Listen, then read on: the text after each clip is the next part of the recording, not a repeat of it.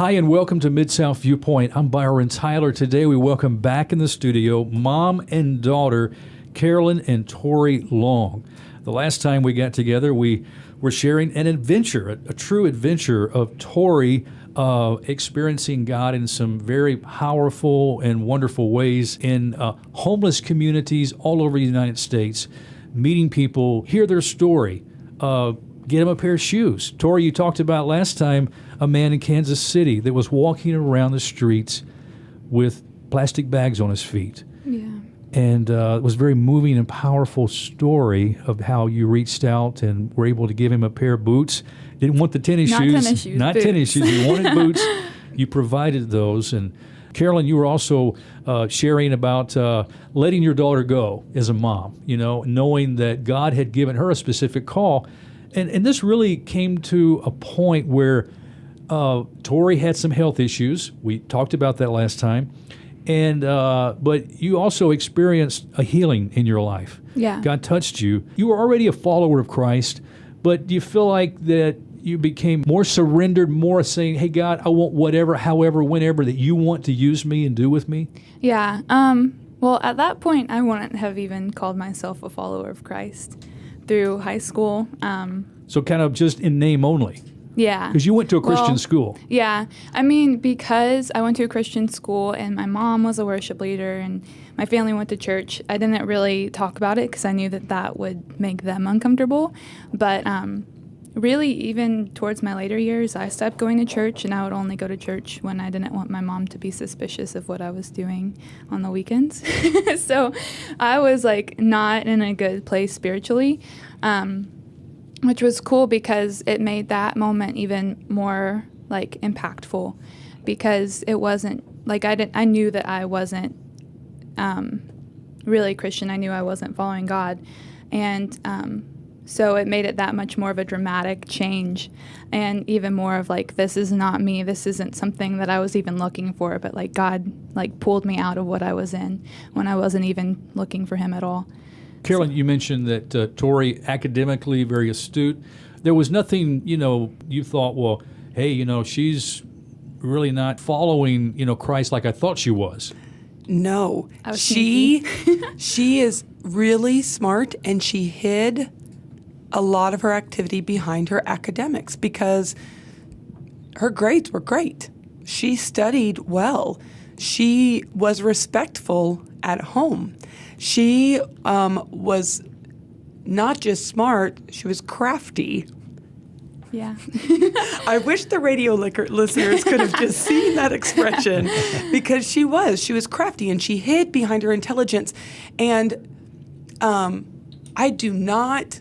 can honestly say this, I do not regret one step of where she was, because I know that it's what brought her to where she is. And so many times with my son, I tried to edit his walk all the time because he wasn't as crafty as hiding his stuff. And God really let him get caught. Every time he tried to do anything wrong, God was right there exposing him. God's story with Tori was different. So He allowed everything to remain hidden until the moment when He was going to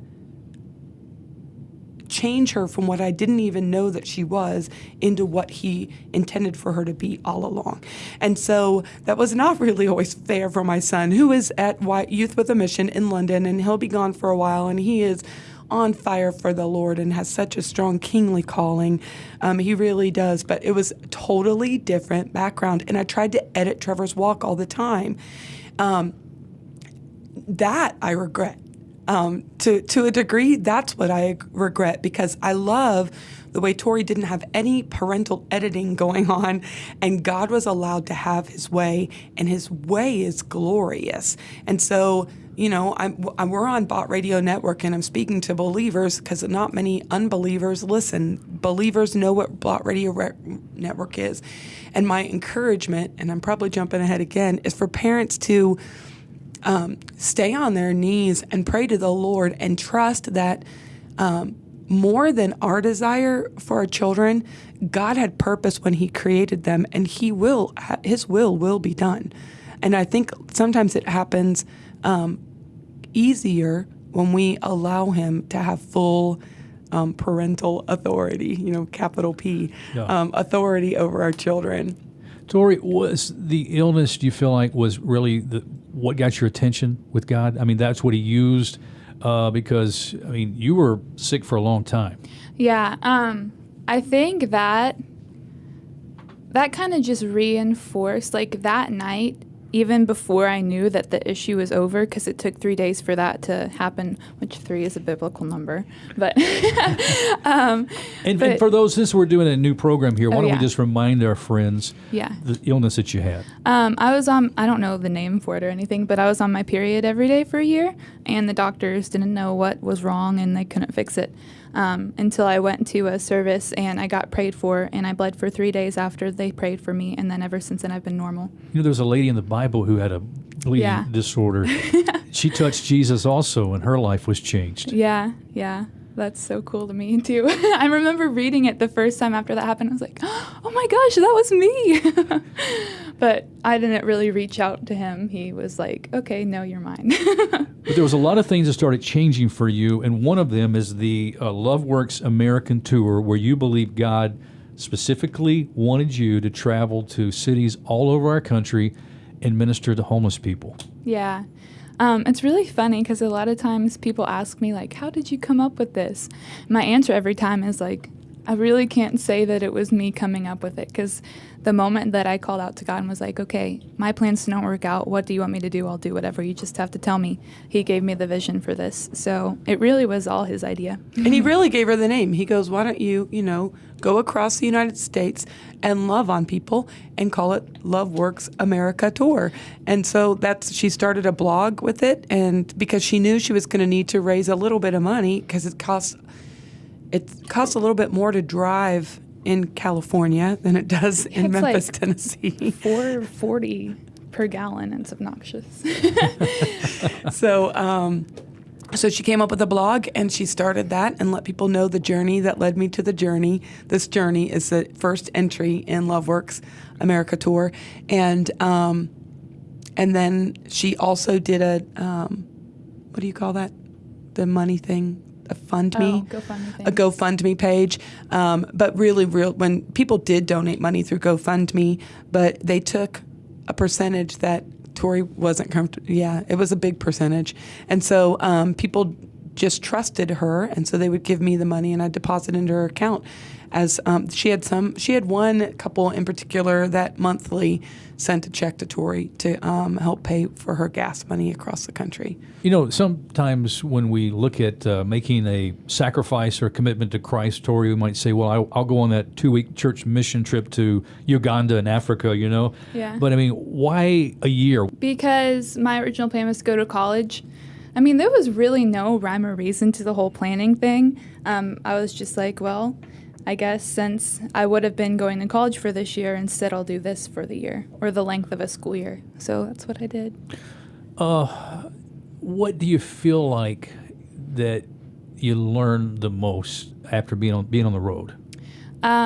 Trust was a big one, and just being at peace and everything, like knowing that there's no need to worry, because there would be times where I was driving into a city and I didn't know where I would be staying, and before I even got into the city, a host came up out of nowhere, and so that happened multiple times. Tell them about Birmingham. Oh yeah, when I was in Birmingham, this was really funny because that was the first host that I had picked out like way ahead of time on that loop, and so I was like, okay, I'm good to go.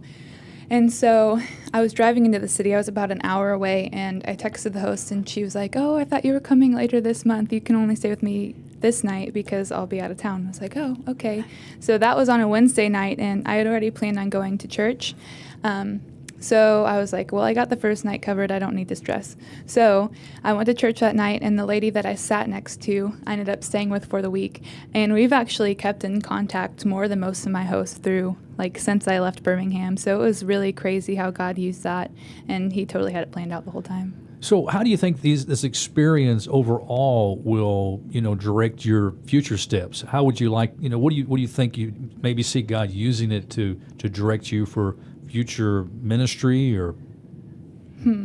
I think just the the lessons he taught me and the way that he shifted my perspective through this whole trip, I'm definitely changed for life. As far as, like, a lot of people ask me if I think I'll do another tour or whatever. I don't really know. Like, I'm not sure what I'm doing next. And I don't know if this is like a lifelong thing, but just the lessons that I learned through it and I guess the way that I got closer to God, it's going to for sure affect whatever I do next. What was different about Skid Row, LA to Washington, D.C. homeless people? Skid Row in LA, it's very a condensed population. Like there's a few blocks of just rows of tents and everybody's in one spot. Whereas in DC, they were more spread out and it was like sporadic. And I kind of prefer it when there's like a lot of people in one place because I can park my car and then like take them to my car and get whatever they need. But if in cities like DC where it's really sporadic and I just have to find people as I go, it takes longer to find people. And also I can only take what I can carry because I can't just park and bring them to my car and have whatever. So that also limits what I can give out. But yeah, those were the differences, like whether it was condensed or sporadic. Tori, you mentioned last time about the man in Kansas City that had the plastic bags on his feet, and he only took what he needed from you. Yeah. Even gave you 50 cents back that he didn't need. Yeah. Was that pretty much the story, or did you see that were some people that try to take advantage of your time there? There were definitely a lot of people that would just take whatever, as much as I would give them. But then also I saw a lot of people that if I gave out my last sandwich to somebody and then somebody came up that was hungry, they would give it away. So you hear a lot of stories about how people are just trying to get whatever they can out of you. But I would just definitely say don't make generalizations because there are going to be people that aren't really in need and will take what they can get, or there are going to be people that want as much as they can. But there are so many of them that are just trying to survive, and they'll give away whatever they have if they see somebody in more need than them. So. And what did you discover were some of the reasons that many people were on the streets? No matter how the issue came up later in life, whether they lost a job, losing a job was a big one, but most of the issues could be drawn back to like a poor childhood, whether that resulted in them having an alcohol or drug addiction, and then that led to them being homeless, or just having poor coping skills and that led to them being homeless. Usually it could be drawn back to having a really rough childhood, and then that just grew into other issues.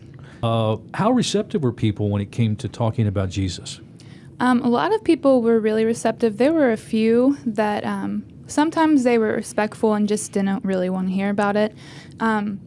Sometimes they would want to argue, and I'm not like educated enough to argue like biblical facts and back it up, I guess. All I can tell them is my experience.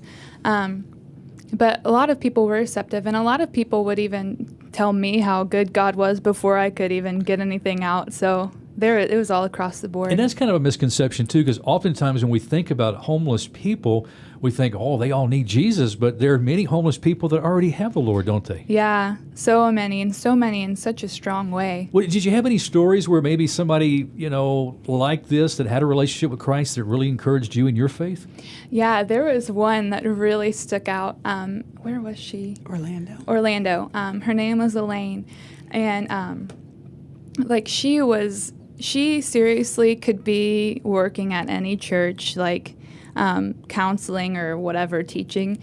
I would sit with her every day, and she was in the same park, and I would go sit in her, and she would just like teach me things. It was insane. Like the first day I met her, we were just talking, and then I was about to leave, and she was like, "Hold on, let me bless you." And so she like started praying for me, and it was just all this crazy stuff. Like I can't even explain it. Like she said so many things that were like exactly what I was dealing with. Like God spoke to her, and she spoke them to me, and it was like every day it was new stuff. And yeah, she definitely could be on any church staff ministering to people. It was crazy. How does it make you feel that you kind of, stood back a year, or God allowed that to happen, in the sense of going to school? I mean, some of your friends are already got a year on you in school now. Yeah. Did that ever play in your mind at all? Not really. Like, I feel it was actually really funny. I stopped in Arkansas to visit one of my friends when I was on the Loop because she goes to school there. And I was looking around the campus and I was like, this is kind of backwards because I haven't even started this process, but I feel like I'm way past this stage of life. I guess because this life experience, I think I learned a lot more than I would have at school, whether it be like academically or just life experience. It was really maturing, and yeah, I just feel like I learned a lot more than I would have. I want to go back to D.C. a moment. Your mom shared with me on her iPhone a photo that you had, posted on your blog. Mm-hmm. And you, as you mentioned, the population of homeless people in D.C. is a little more separated. They're not as, community there. Yeah. And so you were actually having to go out and try to search and find someone, and there was this man under a bridge. You want to tell us that story? Yeah. It was Will and Doc. That was his nickname. I forgot his real name.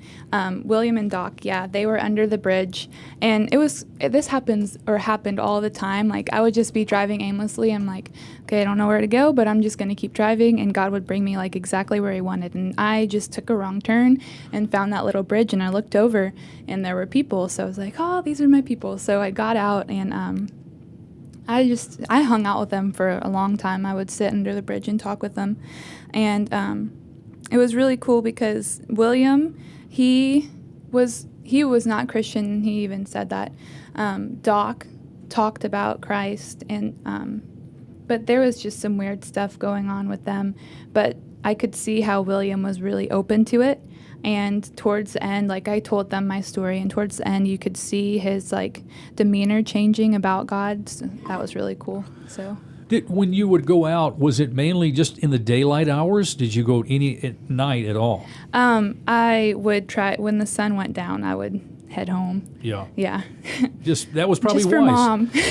Yeah. Well, that's something too, Carolyn. It's also important to be wise. Right. And even when we walk in faith, we want to, God's given us a mind and use it. And that was probably a wise choice. Right. Tori, as we talked about in the last show, she's extremely intelligent, and we used the word crafty. Well, God, in his none of that was lost. The focus was just changed. So that smartness and craftiness has now taken on a look of wisdom, and she has very much strong wisdom, and she says it's for me, but she's very wise in her decisions, and I can't even think of one in particular, but many times when she would call me and she would say different things, it was just very clear that she was walking in wisdom, respecting the call that God had put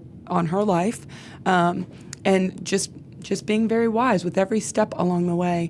I know if people read that blog too, when she was in Las Vegas, she sent me an audio clip of... that guy had a crazy story. Do you know his name?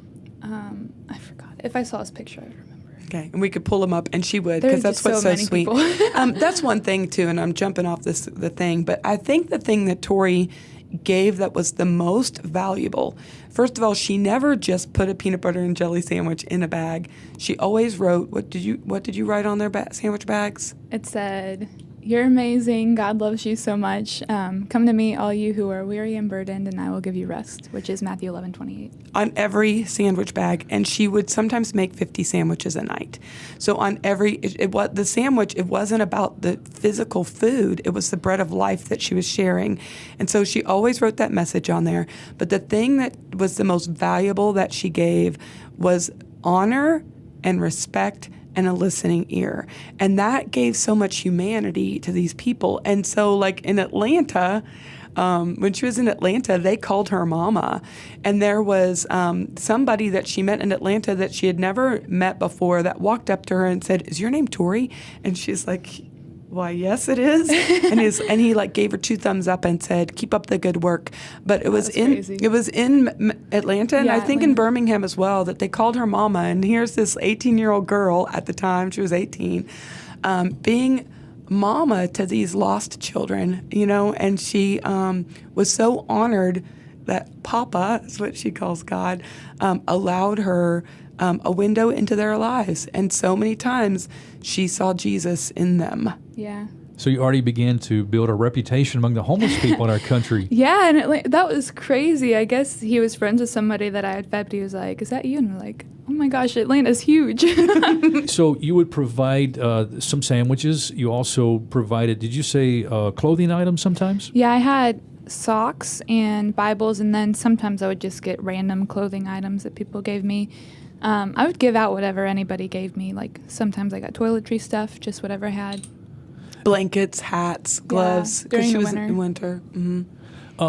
You also had mentioned, we talked about this blog, and I want to make sure that we give really clear directions for our listeners to go and check it out. It's called Love Works America Tour blog, but there's a location to go to. What is it? It's loveworksamericatour.blogspot.com. Okay. And you're still updating and blogging? I haven't updated since I got home, but I'll probably, I guess I can. I don't know. You know, one thing that was really sweet to me was in April when you came home. Wasn't it in April? We went to go get some food, went to go out to eat, because that was when she would come home. I would just be I miss her when she's gone. She is full of life and full of love. Oh, I'm going to ugly cry on the radio. Glad it's on the radio. So I took her in my car, and we were going to go, and we got off Sam Cooper at Highland. And if you have ever gotten off the interstate, heading downtown on Highland, you know what is on the left-hand side. And so she's like, Mom, I don't have anything. We're not in my car. I don't have any of my stuff. And I can't remember. I think, I had some stuff in her car that somebody had donated that she was going to take on her last leg. So I was like, I've got stuff in the back of my car. And so I pulled over, and it was so beautiful to me, because it's not something that she does, it's who she is. And so it was just beautiful to see her jump out of the car and run down, and it wasn't really, I didn't have a sandwich in my car, but I did have a bottle of water, and she was cold, so I think Tori came back to the car 2 times to look for things that she would have needed. But again, what she gave that was the most valuable is she got down on their level, and she looked in her eyes, and she saw her as a human and not as an annoyance. Yeah. Or as, Yeah. People need to know that love works, don't they, Tori? Yeah. And how are they going to know love works if we don't allow love to work through us to show them? Yeah, it's so true. That's like the biggest thing is just love. Loving on people. Like, it's so much more than just an outreach or doing a service. Like, just seeing them as people and not a project is a big thing, too. And that's got to become part of our lives, of who we are, too. Our DNA as Christians. Yeah. Right. Yeah. Carolyn, would you go back to something that you were talking to parents earlier? I don't know if it was earlier in this program or on the last program, but I can't help but think there a mom listening right now, maybe even a dad, that says, wow, man, my child is just so far from there. Maybe they just have discovered that their child's been playing games with them and not who they thought they were, spiritually, and who they were presenting themselves to be. Could you just kind of come alongside and share a heart with somebody listening right now, a mom, a dad, that would like to have the type of relationship you have with Tori? Sure. The main thing is just to be honest. There were times in my faith walk that Tori didn't respect me in my faith walk, because I think she felt like I allowed myself to be walked over. And this was before her experience with Christ. But just to be honest, to know that our children are ours second. That is very important for every parent to know, whether they know that their child is walking astray or whether they think their child is on the straight and narrow and they're walking further astray than the one that they know is walking astray. To trust, if they know their child is walking astray, that's a really good thing. That God has revealed that to them. stay in prayer. God knows. God sees. The fact that Tori, when she's been on the road, she knows beyond the shadow of a doubt that God's eyes are upon the least of these. And I say that with my hands in quotes because it's important for us to know that they are his beloved children. Those that we look down on are his beloved children, and he adores them. And they're aware, so many of them are aware and spoke to Tori about his provision, about his eyes being upon them, about him knowing where they were and making a way for them. So be grateful that you're aware. Let go.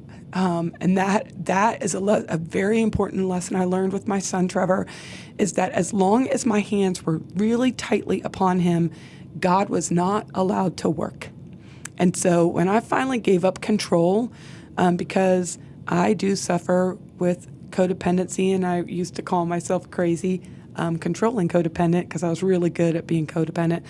But when I finally let go and let God have my child, and I'm speaking again of Trevor this time, God was able to work with him. And as long as I was trying to fix everything, God could not have his way. All it did was cause resentment and more rebellion. So that's a hard thing as a parent, because what we need to realize is we have great expectation of our children. And so we also carry things that aren't ours to carry. We take their experiences and we put them on our reputation, and that's so wrong to do. It is so wrong for us to do that.